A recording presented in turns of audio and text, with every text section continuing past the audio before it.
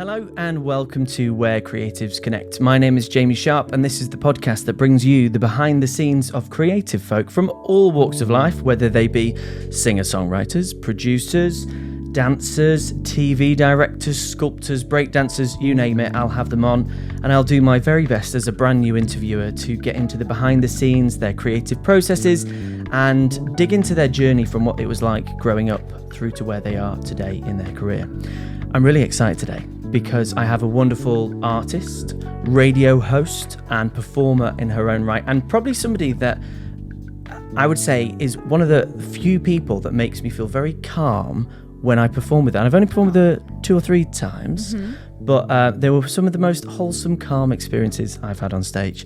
Marley Hayes, welcome to the podcast. Hello, that was so nice. Did you like it? That was so sweet, Jamie. Thank you. That's really nice. Thank you. You're very welcome. It's quite a chaotic time for the both of us at the moment. It is. Even when we were voice noting yesterday, I had just I'd done a get-in to Halle St Michael's. I was going across town. I'd ripped my trousers on the get-in, and I was being filmed on the next thing, so it was all crazy. Oh no, you being filmed? Yeah, it wasn't good.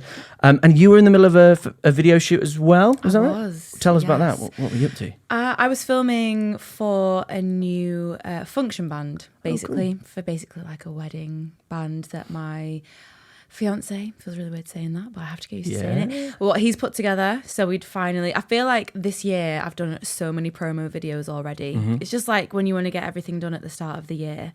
So yeah, we were just filming for that yesterday. Fantastic. I look forward to seeing it when it comes out. For the people that are just meeting you for the first time, imagine you are in an Uber on the way to a Saturday night blues kitchen gig and the Uber driver asks you what you do for a living. What do you say? Oh, okay. I would say I'm a singer-song creator. I always say that instead of singer-songwriter. I just think it sounds... I like that a lot. I've not heard that either. Yeah, I don't know. Trademark. Yeah, literally. I feel like I should do that. My private property now. Yeah, singer-song creator. I feel so weird when I like explain this to people, but yeah, I'm a singer-song creator from Manchester. Studied at Leeds College of Music, now known as Leeds Conservatoire. Ooh, upgrade. Yeah, very weird for me to call it Leeds Conservatoire because I'm so used to saying like LCM. Yeah, regularly performing in and around Manchester, Yorkshire, all over the UK, I guess. I'm not very good at explaining what I do. It's hard, isn't it? Do you know what the classic thing is though? Like if I was in an Uber, they'd probably be like, have you ever been on X Factor? And I'd just roll my eyes because I hate when people ask me that question. Do you ever avoid telling them what you actually do because you know what sort of reaction you might get from a particular type of person? Do you know what? That's an interesting question because I haven't actually ever not told the truth. Yeah, I've always been honest, but then I do sometimes quickly like regret it. Yeah, because that normally is the next question. Would you ever go on X Factor or The Voice? And I'm just like, no, because if you know what's good for you, you don't do that. Do you ever get requests to sing there and then? Oh yeah. Do you? All the time. And do you? No. No, good. Absolutely not. It's a dance sort of thing, isn't it? It's honestly like it's a tough one because I'm quite stubborn when it comes to things like that because if I really don't want to do something, I'm not going to do it. And I guess in other situations that probably works quite well. But yeah, I just feel like I hate being pressured. I honestly don't even really go to like jams or open mic nights or anything because sometimes I quite like to be the consumer and just go to watch the gig. But if you know people, they're going to be like, oh, you sing, so you can get up and do something. And it's like, some days I just actually want to watch, you know? Yeah. Like, I don't always want to be the one that gets up and performs. I actually just want to sit and admire and enjoy the music. That's such a good point. I think it's so easy for people to confuse being a performer with somebody that has an ego to perform. And those two things are like completely separate. They are. And jams and open nights. That is probably the most stressful situation ever because Are you not a fan either? No, I love going and watching. I was at a couple at Band on the Wall recently. Oh, nice. But I didn't play Right. For that very reason because I want to enjoy it, but also most people in the audience are musicians that are it feels like going back to college sort of thing. It's Literally. a stressful time. Yeah, it's very stressful. Not for me. That's interesting. Take us back, before we dive into your various different things that you get up to. Take us back to your younger days. Okay. When you were growing up, was there a lot of music in your life? Were there a lot of musical people in your life? And were there any things that you think guided you towards what you're now doing? Yes, is the very short answer Good, to should that we move question. But yes, let's move on. No, I'll elaborate. So, yeah, my mum is a sound engineer and producer. Wow. She was, before I was born, she was on tour with Simply Red. So that was pretty... That's really cool. Yeah, pretty cool. Get her on the podcast. That's great. Oh my, you should totally do that because she would have so many stories to tell yeah. you. Oh, that would be sick. I think she'd love it as well. Oh, brilliant. She has great stories. So yeah, she was on tour with Simply Red, various other bands that she did work for as well.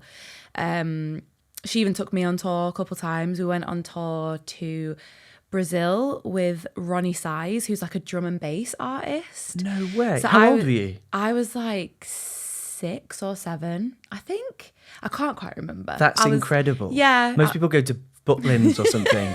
You went to Brazil on tour. It's a bit different. Yeah. Can't lie, yeah. So yeah, we went there. That was really amazing. From what I can remember, it was really amazing. I actually saw my scrapbook because I was just telling Jamie that we've just moved house. I found my scrapbook the other day and it actually has a bunch of stuff in there like access all areas passes from Brazil when I was so young cool. and like some pictures that we took whilst we were there, which is really cool. And then when I was a little bit older, I think I was about... Oh, was I still under 10 actually? I think all these things happened when I was like under 10 years old. We went on tour with Gabrielle. Dreams can come true. So my mum was doing the sound for the support act on that tour. And that was just the UK. So we got to travel around like the whole of the UK. I don't know why specifically I remember being in Plymouth, but I have fond memories of Plymouth. Oh, okay. Positive ones. I could have gone either way then. Yeah, I don't really remember what I did there, but I just always remember that we were there. Yeah, it's stuck in the mind. Yeah, and it was so funny because I think my mum was being a mum and was like, Marley likes to sing, blah, blah, blah. So then one night, Gabrielle was like, oh, you should come on stage with us, blah, blah, blah. Way. Yeah, and I got too nervous and I bailed, which is really embarrassing now I look back at it because I'm like, Gabrielle's like being like, oh, we've got a friend joining us. And I just didn't go on stage. How embarrassing. No. But then we tried again the next night and I did actually go on stage with her and I just like held her backing vocalist's hands and just like stood there and danced. I have a picture of it. I'll have to send it to you. I'll put it up on the screen right there.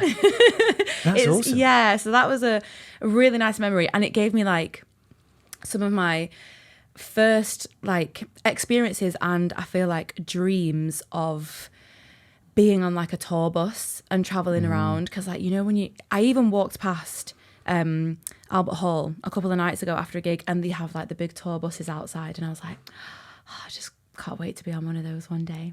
That's amazing. Yeah. When people normally talk back to their childhood, they normally think about they once saw something on TV and it's a really far away idea. Yeah. But that is, you were literally living and experiencing how that all works. Yeah. That's incredible. Yeah, it was a very cool experience, I can't lie. I'm very thankful to my mum for letting me have those experiences. It sounded like a door just opened, but I don't think it did. Don't think it did. We'll move on. Yeah, we'll move on. That will be cut out. Yes. I mean, I only gave you a very brief description, but that was my mum's side. My dad is a singer as well. And my grandparents are classical composers. So you're fully immersed from every angle. Yeah, music all around. Yeah. And my nana taught me piano when I was growing up. Sadly, I've forgotten it all now, which is really terrible. And I really wish that I'd kept at that a lot more. It'll be in here. Yeah, it's like still there a little bit, but yeah. So my nana, she was a classical pianist. And my granddie, he ran I always get this really wrong and my mum's probably going to shout at me, but he was like a very big part in the BBC and did a lot with like the Philharmonic Orchestra. So he did a lot of that and he like arranged like big bands and did like a lot of small like social clubs and stuff like that, like jazz bands and whatever. And then like my dad's side, they're all like DJs and singers. So yeah, basically music was all around, and it was quite inevitable that I was probably gonna be involved in music somehow. That's incredible. I don't actually know anybody else that's had quite a full-on experience like that. Really? Did you have friends your age that were in similar boats, maybe children of your parents' friends and things like that, or was it quite a isolated side? I would say it was probably more on the isolated side, because when I think back, I don't think there was anyone else that had similar experiences or like upbringing in that musical sense.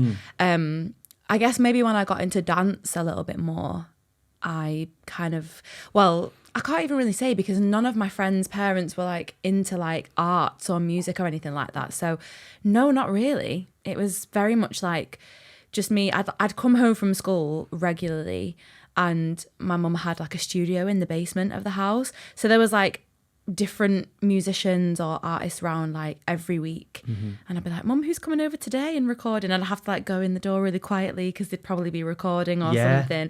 So that was really fun, and just like getting able to experience different genres of music at such a young age as well. And there'd be like percussion instruments all around the front room because she'd like record upstairs, and it was very, very interesting when I think back to it now.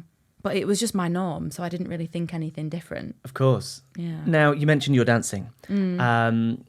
I picked that up when I was doing my research on the Pretty Little Thing interview as well. Yes. Very, very cool. Do you think, and I've got a theory about this, not just for you, but artists in general, do you think that your experience dancing as a child and through your teens as well, Yeah. do you think that influenced your music that you write today? Oh, that's an interesting question. And I've never thought of it like that before. But potentially, I think it influenced definitely the music that I listen to and inspires me. Wouldn't say my music necessarily sounds like the music that I write, but I guess because I studied different forms of dance. So ballet was actually my favourite, which I definitely don't write classical music. But obviously, you know, I have my grandparents' influence with a lot of classical music. Like anytime I went over there was always, you know, classic FM on, or something somewhere was playing. And then we studied, like, I did a little bit of jazz, but not really. I didn't really grow up on a lot of jazz music, to be totally honest. It was more kind of like hip hop, R&B, which is definitely the music that, like, if you like cut me open, I would just bleed R&B and soul music because it's my absolute favourite. But, well, I guess you could say it has influenced my music a little bit, because I would say my music is more on like the soul side. I never really know how to describe my genre of music. Genres are impossible. Yeah, it is, isn't it? When I teach younger students and we talk about genre, there is this weird conversation that you have to explain that I know I'm teaching you about this genre, but nobody in their right mind has ever sat down and gone, I'm going to try and nail this genre. They're just writing the music that's within them. Absolutely. And then somebody retrospectively says, this is the genre that it fits into, so you can find it on Spotify. Like, that's about it. Yeah, I get that. My theory about artists that make their own music that can dance or can move their bodies, I think that you can hear it in the music straight away. When I listen to your music, my body reacts before my head does. Okay. And I think you can take somebody who I heard Lewis Capaldi on the radio on the way here. Nice. I like some of his music, but I don't move my body to it. Sure. I'm like, I appreciate it from here, but not from here. I get that. And then normally when you see then an artist perform their music, and you can see there might be choreography, but there might just be the way that they present themselves. It's a physical thing rather than a prescribed thing. Does that make sense? Yeah, no, I absolutely get that. And when you said it, I was like, oh, that's an interesting way of looking at it, because the most recent music I've been writing, I would say, is a lot more like mellow, more like on the singer-songwriter-y side. And yeah, it's because I did actually go back to ballet class last year for the first time in a very, very, very long time. How was it? It was great. Loved it. The class was like a little bit busy. I'm quite a shy person. So I felt like because I hadn't danced for like 10 years, I was a bit intimidated. Even though it's a class for people of all, you know, ages and whatever. So no one has to be like super advanced or anything like that to be able to take the class, which is quite nice because then you just feel like you're in a big pool with everyone who's got like different, you know, styles, and which is really nice. But I think because I'm so used to being trained in a certain way, and also like in a very strict way, like the way I was trained was like kind of how you imagine ballet schools to actually be. You get shouted at and stuff. That's how I was trained. Oh, wow. So I feel like, not that I'm saying I missed that part of it, but I think, I don't know, there was just a bit more, I don't know what the right word is, but there was just like more attention to like detail in the way that I was trained. And I felt like I was kind of missing that, and I wouldn't be pushing myself as hard. So yeah, I've kind of like fallen off, and I've not really gone back for like 6 months, but I would like to go back again because dance for me is probably like just as important as music, just on a personal level. Yeah. That's really interesting. We will come back to dance a little bit later on. I want to know about your process when you write music, when you create music. And I love that phrase that you said before. What was it? Singer-song creator. Very good. I like that. Talk me through. Are you a lyrics person that starts with writing stuff down? Are you somebody that sits at a piano? Are you somebody that makes a beat and riffs over it? Do you use technology? Do you not use technology? Talk me through your process. You gave very good, you know, descriptions of all of that, because I do it all pretty much. Yeah, like it kind of differs, to be honest. But I would say I'm not a great instrumentalist. Like I don't really play anything apart from just being self-taught on the piano, because I forgot everything that my nana taught me, and self-taught on guitar as well, because I never used to turn up to my guitar lessons at school, which is really bad and really silly. Singing was meant to be then. Yeah, obviously. But you know, I can kind of like find myself around, and I can like play some chords. I don't know what they are, but I can play some. Cool. So yeah, I can. The thing that frustrates me is I can't really figure out what goes with what. Ah, okay. Do you know what I mean? Because like I don't really know like my music theory, which I have been getting back into, and I do think would help me in my songwriting. But anyway, back to the process. The way I feel most comfortable and the process that I'm most drawn to is probably when I have like either a beat or a melody / chords already there, and I'll kind of just like make melodies over the top of it. So riff over the top of it. Everyone always says this, but recording everything is very important, because I will forget like that if I don't have like my phone right next to me recording. So you're a voice note person? Yeah, absolutely. Oh, I have hundreds, and it's quite stressful. I'm like a person who likes to have like, I like to declutter a lot, and that includes like my phone, like my photos, my voice notes. So having a lot on there is quite stressful, but as a songwriter, it's part of it. It's just part of it. So I have to just let that go. So I would normally just like sing a bunch of voice notes into my phone, see if anything sticks, and then kind of like listen back, see if I like anything. And then what I would normally do is write down, normally I would have like a topic or a theme in my head that I wanted to write about. So I'll kind of like jot down loads of words and phrases that I feel fits in that topic or theme. And that's kind of how my lyrics start, to be honest, which I actually love doing. And I only started doing that for the first time when I wrote my song Save Ourselves, which I know you were playing earlier when we came in. It was very fitting. It was good. And that was the first time that I'd done that, and I was like, why have I not been doing this before? Like it made that song just came out so like freely and quickly, I think because I just had like a bunch of things to work off, and it just seemed to flow so much easier. So since then, that is normally my go-to, but I do normally have to have something to go off first. I'm not always just come up with a melody or come up with lyrics off the bat. Sometimes that does happen, but it's rare that happens. I would normally have to have something there to work off I'm with you. Yeah. When you are doing it then, do you prefer to work in a room with other people that might give you, say, a chord sequence, or is it that do you ever get people to send you things to then work on in your own time? Yeah, a bit of both, really. Pardon me. Normally it's a bit of both because I'm quite picky in the sense that I do really like the collaborative process. I find it so much fun, and I think it's really nice to just be able to bounce ideas off one another. And I do like to be there in like the music making process as well, because obviously, you know, without sounding really like big-headed, obviously it's going to fall under my name. It's going to kind of, you know, I'm the artist that's going to be maybe putting out the song. So I want to make sure that I'm part of all of the process and make sure that I like all of what's going on. So I do like to be involved in that. However, when it comes to the lyrics and the melody, I'm quite particular, and normally I'd prefer to do that bit on my own. So it actually makes it a little bit awkward sometimes when I'm in sessions, because I'd rather just be left alone, or like I'd rather go away. So like kind of work on the music, and then I would rather go away and work on the lyrics and melody myself. I don't know why. It's just what feels more comfortable for me.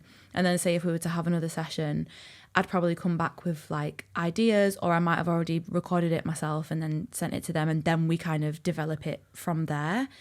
But I can get really, really picky about like when it comes to literally lyrics and melody. And I feel like I do need to let that go a little bit, because it is nice to have input from other people, and you never know. No one's ever going to have the same idea that you are, which I love. But I'm very much like, if I don't like it, you'll know. And I'm just going to be like, no, sorry, I don't like that idea. Probably wouldn't be as blunt as that, but I'd be like, I'm not sure that's really like the vibe I was going for. Like, I was thinking more something like, do you know what I mean? Yeah, and you'll have probably learned a lot of that watching your mum work with creatives at home as well. That's true. Yeah, having to navigate, like her being the producer, she's obviously going to have ideas that the artist is not always going to feel super cool with. So it's a process, having to learn how to navigate like sessions with other people, because I like I said before, I can be a bit shy sometimes. So I think it took me a few sessions to get into feeling comfortable to be like, I don't actually really like that, or you know what I mean? Totally. And it can feel so much bigger in your head before you actually say it, because it can feel like an attack on a person, because it's their essence, or it's their offering, rather than just a bit of work they've done and handed in. Or Absolutely. I can't give another example, but no, I know what you mean. And actually that's another thing that is, and maybe not talked about that much, is you're very exposed when you write down your thoughts, your feelings, your views on the world, or anything. Have you ever put anything out that you are a bit nervous about your take on, to do with the lyrics or the content? I don't think so. The only thing that I gave thought of was Save Ourselves Again. That was about the environment and how the human race is not very nice to the planet, sadly. But I wasn't necessarily like worried about it. I was quite excited to actually write about something that wasn't just like personal. I mean, it was a personal experience, but it's a shared personal experience. Whereas a lot of my other songs are probably a bit more personal to me, and people will have their own take on that. Whereas this felt like very much a collective thing that we all share and can see. So I was more just like not worried. I was just like, I think people should hear this. So I really want it to come across in a way that people are going to be like, oh yeah, like that is how we treat the planet, and it's not very nice. That's such a good point. And finding universally understood messages, that's a tricky thing to do. Yeah. I mean, I don't know if I achieved what I set out to achieve, but I hope I did. So it's out there now. I wouldn't worry. It's out there, yeah. Do you, therefore, with your sessions, do you not program them in? Do you, what do you call it when you book a date in? Schedule. Do you see the word was on the tip of, and I caught it. It was all there. Thank you. No, thank you. Do you schedule in regular sessions to kind of force that creative spark, or do you wait until actually I've got an idea now and I want to get a band together. How do you deal with that? I feel like that's almost like a very triggering question because I feel like I should. No, it's fine. I feel like I should schedule that more often, and I've kind of felt that way for a long time. But I am much more of like, I'm feeling it right now, so let's make a move on it. Mm-hmm. But yeah, I would like to dedicate a lot more time to just trying to be creative, even if nothing comes out of it that, you know, is like a full song. Mm-hmm. If you're just kind of like experimenting and you're getting down some ideas that could maybe one day form into a song. But I don't really do that enough. It's more just kind of like when the inspiration hits. However, the older that I feel I get, I feel like, I don't know if it's anything to do with age, but the more time goes on, mm-hmm. I feel like the less inspiration is kind of just like sparking up. And it's probably because I'm an adult and I have like actual things to do with my life now. Do you know what I mean? Yeah. So I feel like I'm just not giving myself enough creative time. And it's so important, regardless of what age you are, to make sure that you have that creative space. So you've kind of given me a bit of inspiration to be like, I really should set aside a bit more time to just sit on the piano and just play. What I do like doing is sometimes just like learning a song that I love, like a cover song. And sometimes that will even inspire me to be like, I really like that chord. I wonder like where else I could take that. Yeah. And, you know, things kind of might spark from there. But again, not done that in a while. I'll be very honest with you. That's all right. And it's also, it's honest. That's the thing. Yeah. That's cool. Last part of talking about the creative process. Do you have a favourite environment that you write in, like somewhere in your home or your new home? Mm-hmm. Or do you prefer to be in a place that feels like a rehearsal room? Or do you not really mind? I don't really mind, I would say. It definitely has to be like somewhere a bit more comfortable. Like I'm not really like an on-the-go songwriter. So, you know, people will like get an idea on the train or something like that. I don't know if that's ever really happened to me before. I would probably have to be in a more compact environment that feels comfortable, like literally my bedroom, or obviously I have like a home studio. Not written any music in the new house yet. We've only been there for like 3 weeks, so that's understandable. Yeah, the time is coming. But yeah, I would say just more of like a studio-y kind of setting is probably where most ideas would probably be. I guess it's because you're in the headspace though, isn't it? Like it's like I'm going to be doing some music, so this is kind of coming to me and I'm going to write this down. This topic's been on my brain a lot, so maybe I'll write something about that. So yeah, it kind of is sparked when I'm just in that creative, literal environment, I would say. I'm with you. I think that makes complete sense because you're feeling safe as well and not judged, and you can actually focus on your internal thoughts before it comes out. I love it. Yeah. Let's move on to life as a performing musician in and around Manchester and beyond. There's other places as well. Yeah. We talked a little bit about some stuff as a live performer. Give us an overview for the people listening of what the type of gigs are that you're doing in and around Manchester at the moment. Well, I practically live at Blues Kitchen, as I said to you. I'm there a lot, which is great. I really like it there. The musicians that I get to play with, amazing. Love them all. It's been really nice. I'm actually really grateful to have connected with like Sam and Tom, who run Untold Orchestra in Manchester. I think I first connected with them like last summer when I got asked to do a Lauryn Hill tribute show, which we're actually doing another one. I just got asked about it the other day. I don't know if it's confirmed yet, so I won't say. But we are going to be doing another one at some point. Fantastic. Yeah, and it was so much fun. And I was really nervous because I'd heard a lot about Untold Orchestra, so I was a bit like, ooh, like... They've got a great reputation. Yeah. And they churn out so many gigs. Yeah, it's awesome. So many gigs. I mean, I'm saying this. I had worked with them prior to this. They'd actually reached out to me the year before. Was it before COVID? I don't even remember, Lord.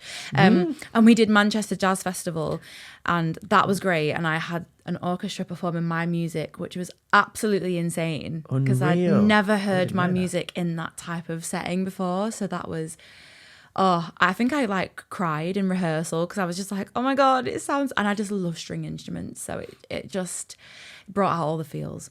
But yeah, so since doing that one Lauryn Hill gig with Untold, I've basically just been at Blues Kitchen ever since, pretty much, which is great.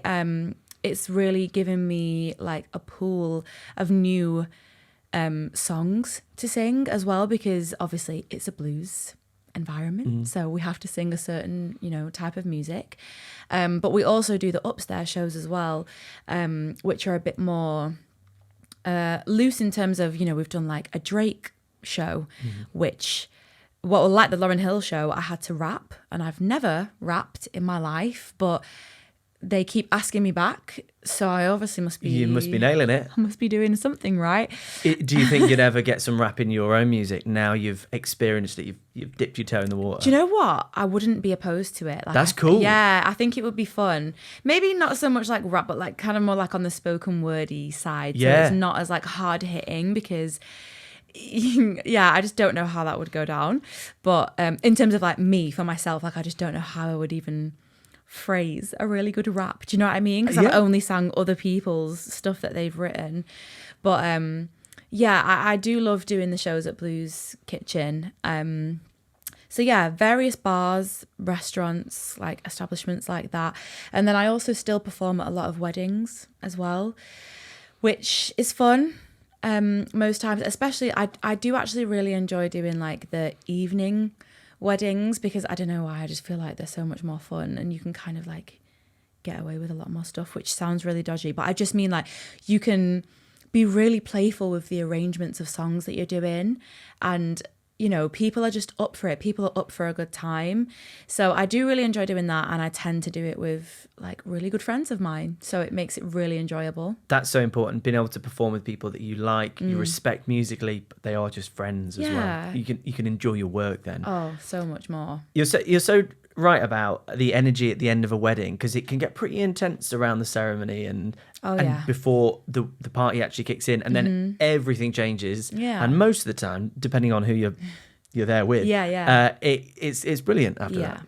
Absolutely, it's really good fun. I do enjoy like the ceremonies and stuff as well, because they're like, it's a lot more intense though, like you said, because you're sometimes I forget that like I'm part of someone's most important day. Do you know what I mean? And because I've done it so many times now, I think that just is not in my head anymore, because to me it sadly, like, it's work. Not sadly, but it is, it's work. That's the reality. So I kind of forget sometimes that this is someone's like most important day, and I do actually have to be on my A game, which I would say I'm on all the time whenever I'm performing, but sometimes I remember and I'm like, whoa, okay, no, this is really nice, and I'm going to actually be present with these people right now and ensure that this goes as smoothly from my end, from what I can provide for them, it goes as smoothly as possible. And I do enjoy it, because I find myself like smiling and wanting to like cry, because I'm a very emotional person. So it's really nice to be able to be involved in weddings in that way, because it's just really special. I love that. Now, this next part of the is quite a visual one. Okay. So if you are listening, sorry, but it's a good excuse for you to watch it on YouTube. I have taken pictures from your social medias. Oh my God. Whoa. They're all, I'm not going to embarrass you or anything, don't worry. And this idea I've taken directly from Hot Ones, which is if you've not heard it, it's the podcast where they interview comedians, celebrities, actors, and they eat really hot chicken wings, and then they do Name That Gram. So I'm going to show you a picture that's either from your social media or you've been tagged in it. It's all performance stuff, don't worry. Great. And can you just expand on what it is? Lovely. Oh, okay, I like this. So this was last year, 2021 in November, and my singing teacher in my final year of university, Anna Ahuru, shout outs, love you. She was the best. She asked me if I would dep her for a few abstract orchestra gigs. And I was really shocked when she asked me, because I was like, oh my God, like, do you really feel like I could do that? And she was like, I wouldn't be asking you if you couldn't. And I was like, oh, this is amazing. So I had actually depped for them once before this. That was just like a one-off gig, whereas this was like 3 gigs. So we did Manchester, Leeds and London, like sold out jazz cafe. So that was pretty special. And honestly, I had so much fun. And it was really weird though, because some of the brass players, some of them are like younger than me in uni now. Some of them were my tutors at LCM. Wow, what a range.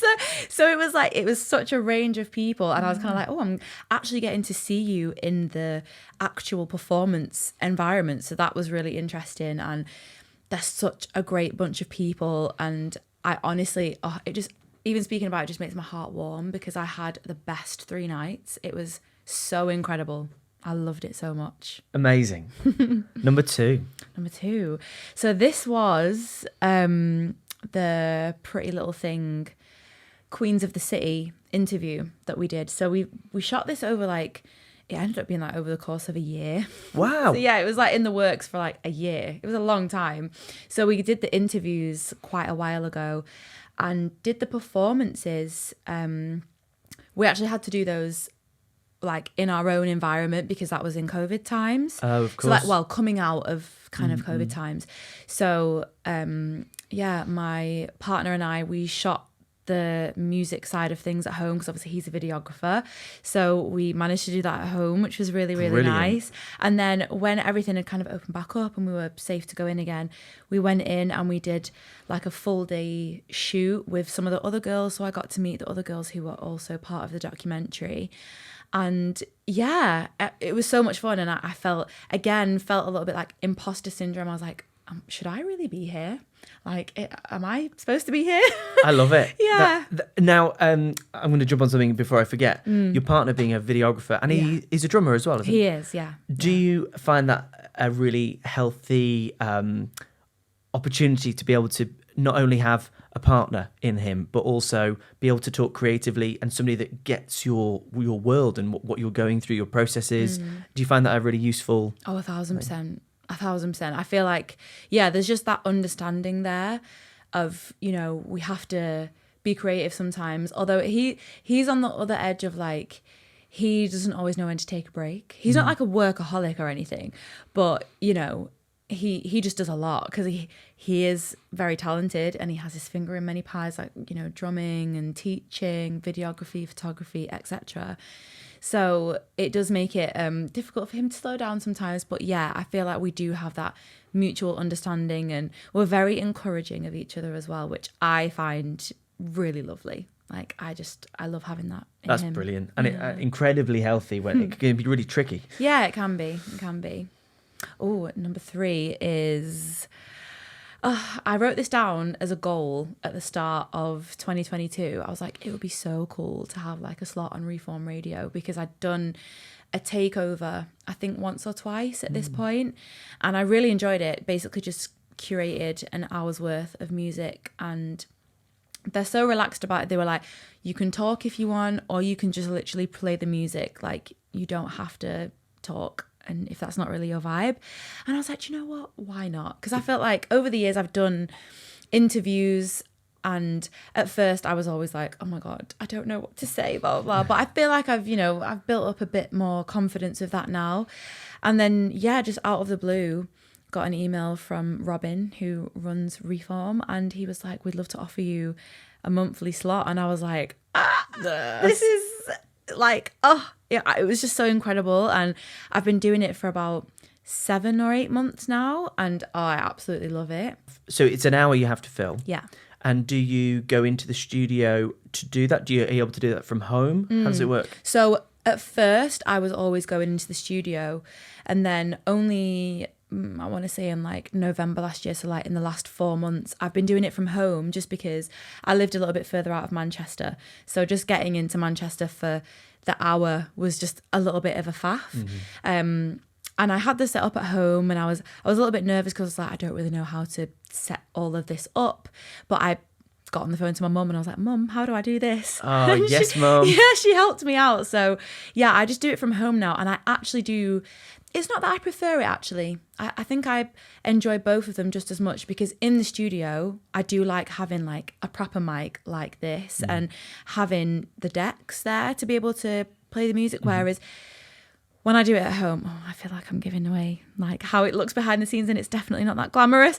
But basically, I just put everything into Logic and then just like obviously pre-record all the bits speaking. So I don't even really listen to all the music now. Well, but you will have heard it. Anyway. And it comes across seamless anyway. Yeah, of course. Whereas like when I'm in the studio, it's like, well, I was doing it live when I was in the studio. Yeah. So I didn't realise that. Yeah, That's a lot of pressure. I should have said. So yeah, when I was in the studio, it was actually being broadcast like live there and then. So wow. It's different, but I really enjoyed it. It was really, really nice. Whereas at home, I have to kind of give it in like at least like 5 days before. So yeah, it's not really live anymore. But so when you did it live, did you have to script it all out, or was just the pressure on? It was off the cuff. I didn't used to script it. I just, yeah. I mean, I knew the music that I would play, and I would make sure it was in the order that I wanted it to play. And sometimes I do think like, oh, maybe I'll try and like have a bit of a topic that I might talk about today. But more or less, I just kind of speak about the music and why I love it, and maybe if it's influenced me, and something about the artist maybe, because I try to play, you know, like either my friends' music that, you know, they're up and coming, or like artists in Manchester, because I love to support local artists. So I kind of like talk about them a little bit. But yeah, it did feel like pressure at first. When I was first doing it, I was like, oh my God, what have I even got myself into? But I love it now. So this was at We Out Here Festival in 2021, I think. And they had like a pop-up record shop. And I was like, okay, I'll just go and have a look and just see what's in there. I'm not really actually a record buyer. I don't listen to physical records. I don't have a record player. I think it's an expensive route. It's awesome. People can do it. Oh, yeah. Cool. And I understand the whole zen around it, and same with cassettes, but it's expensive. Yeah, so I've not delved into it. So I walked in and I was just having a look through, and then I was like, oh, that looks... I like orange. Orange is one of my favourite colours. So I just picked it up and I was just like, oh, it's my vinyl. What a surprise. Yeah, it was really weird, and it was a really surreal moment. And I was just like, it just hit me in that moment. I was like, oh my God, like I'm an actual artist and I actually release music, and it's here. It's there in your hand. Yeah, it's in my physical hand. Like, this is so weird. So yeah, that was just like a really nice moment in, like, you know, amongst so much music going on around me and people around me and stuff, and it was just really lovely. And even the owner of the pop-up shop came up to me and they were like, oh, you're Marley, like, love this record, blah blah blah. And I was like, this is really weird. A wholesome surprise. Yeah, it was lovely. That's so great. I loved it. Oh, little Marley, hi. Yeah, that was... My mum still has this piano in her house, and it was a gift from her... from her mum to her when my mum was 21, I think. So it's been in the family a long time. It's been in the family a long time. Yeah. And it's, that was me practicing. And God, that was my old house that I was born in and grew up in. And I didn't leave until I was 25. Yeah, I only left a few years ago. Does your mum still live there? No, so we moved from there in 2019. So my mum moved from there, and now I've moved out as well. So lots of memories in that house. That's where all the people would be like going and recording, and the piano would be like pushed into the corner, because it's like a big grand piano. It's not like one of the flat ones. Oh, wow. Yeah, no, it's like a big... Oh, yeah, you can see. Yeah. So it took up a lot of space, but I am so determined that my mum never gets rid of it. And I'm like, if you ever do want to get rid of it, please just save it until I buy my own house so I can have it in my house, please, because I don't want to, you know, when it comes from... It's sentimental, isn't it? So yeah, I just want to keep it in the family as long as possible. There's something about a piano that's not necessarily out of tune, but something that's it kind of tunes itself to the environment, and it just feels so great to play as well. It really does. Family piano. Yeah, it's nothing like it, is there? Oh, absolutely. Oh, besties. This is a little project that I have with my two best friends, Z and Deja, and we have been best friends since we went to uni. We were all actually in separate years. So when Z was in third year, I was in second year, and Deja was in her first year. So we all met. So you all found each other? Yeah, I love that. I love we that. ended up being backing vocalists for another friend of ours. He put together a band and we ended up being BVs for him. So that's kind of how we got together in the first place. And we would always sing together. Obviously, we were all studying music at LCM. And only last year, we went to go and visit Z because she lives in the Midlands. And we were like, it would be so nice if we actually had a proper project together where we could actually sing and go out and do gigs together. And Allegra was born. And since then, we've been able to gig around and sing our favourite genre of music, which is like 90s, noughties R&B.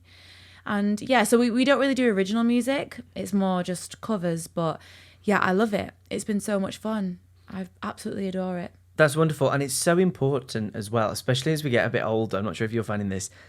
If you don't make the moves to connect with people that you want to play with and just either make a band, make a project, or whatever it is, it just doesn't happen because you all go off on your own routes. And something like that's perfect. Oh, yeah. I'm so glad that we did it. It's not always the easiest to organise, and I don't like organising people. It's one of the worst things in the world. I'm sure you probably know it, having been in bands and stuff. But you just get on with it because it's just what you do, isn't it? Oh, absolutely. It's part of the process. Oh, look, here we are. So this was with Agbeko last year, which is how we met. We both played with Agbeko, and this was actually a really good day, but again quite a lot of pressure because we were all recording it live. So I was like, I'm very aware that I have to get these takes right. And only a few days before, Jamie Stockbridge had sent me the tracks. Ooh. Some of the new tracks, sorry. There was like 2 or 3 tracks that I hadn't sang with Agbeko before. Okay, so it's fresh. So I was like, oh God, and we're recording it and filming it and everything. So this is stressful, but loved it. It was a great day. I think everyone looked so great. Like everyone's outfit choice was on point. And yeah, singing with Agbeko is one of my favorite things. I just feel it just gives me a totally different feel to anything else that I've ever done before. Obviously very different to the function world and like the bar scene and everything. Very different to my original music. But I also feel like I grew up on a lot of this style music. My mum really loved like African influence music, so I had a lot of that when I was growing up. So singing with this band is honestly just one of my favourite things, and it's just so energetic and so much fun. I love it. Go and check it out. Yeah. Because it looked amazing. It is. It's really good. Like it was actually for a university performance, I think, that was being streamed. Oh wow. Yeah, I'm not really sure. I can't really remember, but yeah, I'll send you the link and you can. Brilliant. I'll share it with everyone. Put it there. Yeah. Excellent. Last one.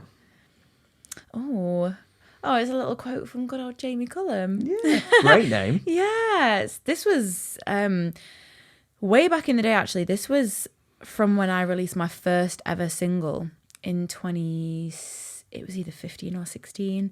And I'd just released Jump, which was the first song I ever wrote since like coming out of uni and stuff like that. And yeah, it got played on BBC Radio 2, and I was very shocked because I was literally at the Beyonce concert and my friend rang me and was like, I swear this is your song getting played on BBC Radio 2 That's right so now. Casual. And I was like, this is too much because I'm literally at the Beyonce concert, who is like my idol, and I'm also getting played on BBC Radio 2. Like, what's going on right now? What's happening? It was surreal. And yeah, again, even to now, I just think that like even Jamie Cullum listened to my song is pretty special. Yeah, and what a great quote it is as well. Yeah, to literally for him to bring up like Jill Scott and Erykah Badu, who are like my biggest influences, is pretty special. Epic. Yeah. Absolutely epic. Well done. Last little section of this podcast. Yeah, last little section is to do with mental health, to do with balance, to do with well-being. You speak quite openly and really well about mental health on some of your YouTube videos as well, which you should also check out if you're watching on YouTube.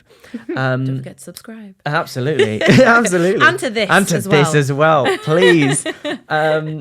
Do you put anything in place to help you maintain a balance, particularly when, you've got the stresses of performing live? You might have 3 or 4 sets in one night. You might have some awkward crowd. You're also starting work at 6 p.m. till 3 a.m. and then having to maybe function well the next day to move house or whatever life throws at you. Yeah. Do you put anything in place to keep your balance? I do. And do you know what they are? They're called Marley days. Oh, I love this. Go on. So if anyone was doing it, like, you would have a Jamie day, do you know what I mean? So basically, I set aside a day. I haven't done this in a while. I think I'm due one. But basically, I will set aside a day, and it's to do everything that I feel just makes me feel really good and wholesome. So, I mean, my brain automatically goes to lying on the sofa and doing nothing, but we do a bit of that, but we need to make sure that it's actually going to be, like, physically and mentally beneficial. So I try and, like, go out for a walk, whether that's by myself or, maybe with my partner or with my mum or with friends. Going out on a walk or just getting in nature somehow is definitely going to be beneficial. Maybe watching a favourite film that I love. I'm trying to think of one on the top of my head, but nothing comes to mind. Cooking my favourite meals throughout the day. So, like, making my favourite breakfast, lunch and dinner. Game changer, because food is life. What else do I do? I probably would do some yoga.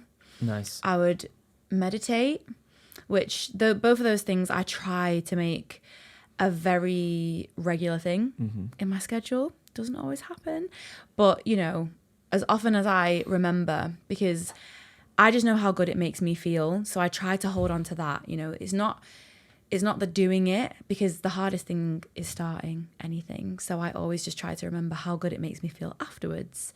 So yeah, just trying to have regular days off that are actually scheduled as well, because it's easy to be like, oh, well, I've got this day off, but I'll go and run an errand, or I'll go and see my mum. And it's like, no, you actually need to take time and have a full day to yourself. Either it's doing nothing and resting, or it is just dedicating that time to just doing music, maybe like original music, writing or something like that. So just being very strict and like saying yes and no is incredibly important, I have learned over the last few years. That sounds like a very wise thing to be doing, and something I always feel is, as you go through a month or two and you're gigging a lot, your energy feels like it's going out to other people, and that sounds like the perfect way to have energy coming back in. And that's actually one of the reasons why I started doing this podcast, is so that I could feel like I'm doing something that's partly for me, but also having people come to me as well, instead of turning up at rehearsal doing You're this always there on the way out. And that's a really nice way of dealing with it. I was going to say, it must feel really nice to have that control, but not in like a controlling way, but to have that control over it as well. Over time and technology, and apart from when it doesn't work like this morning. But all of those things. I love that. Yeah. Marley days. Yeah, they're great. I love them. I'm going to schedule one for this week, actually. Do it. Yeah. I think I might have a Jamie day at some point. Please, I would love to hear about it if you do. Do you know what? It's my birthday this week, so I will do a Jamie day. Maybe the day after. Okay, yeah, that's... Yeah, because then you can like regroup, new age, you know? All of that stuff. I think that would be really good. I will. Really I'll report back. Please do. I'd love that. The closing tradition of this podcast is to receive a question from a previous guest. This, by the way, if you're watching, is a Dingbats notebook, which you can get 10% off with the code Jamie10. I'm going to choose a question from... the unknown is always a little bit scary. Okay. This kind of fits into your Marley day in a way. Okay. This question comes in 2 parts. It says, if you were given 5 minutes to come back after you had died, where would you go? There's 3 rules.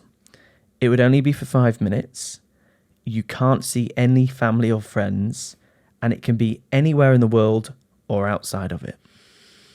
Holy moly. That is a loaded question. Oh, wow.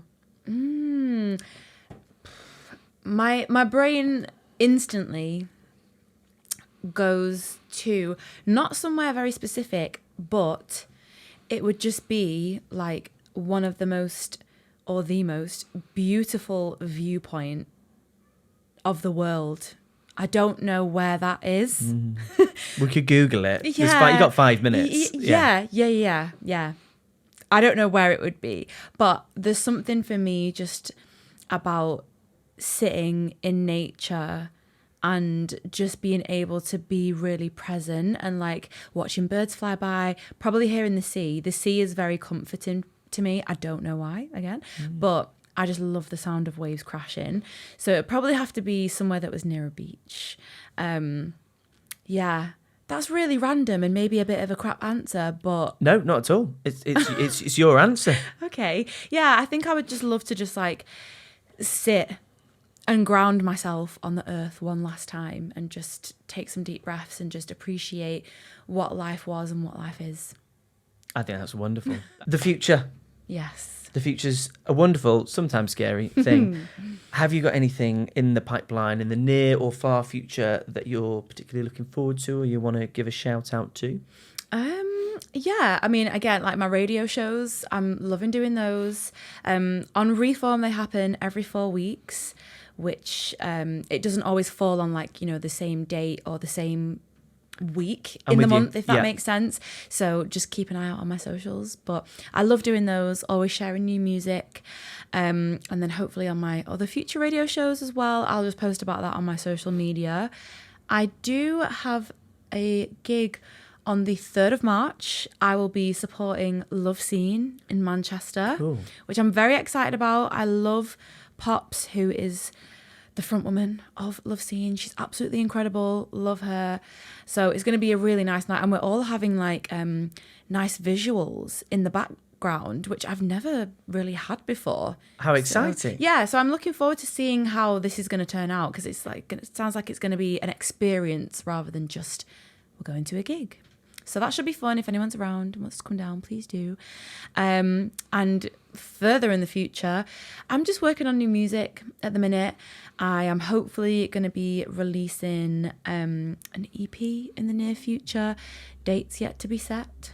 But yeah, I'm just very much enjoying writing and taking my time with that at the minute. I love it. Thank you so much for your time today. Thank you so much for your wisdom as well. I've learned a lot, and I know people listening at home will also have taken a lot from it, so thank you. If you're still listening at home, thank you very, very much. Wherever you are in the world and whatever you're doing, remember to create with people, connect with people, but most importantly, be exactly you. Until the next time, peace.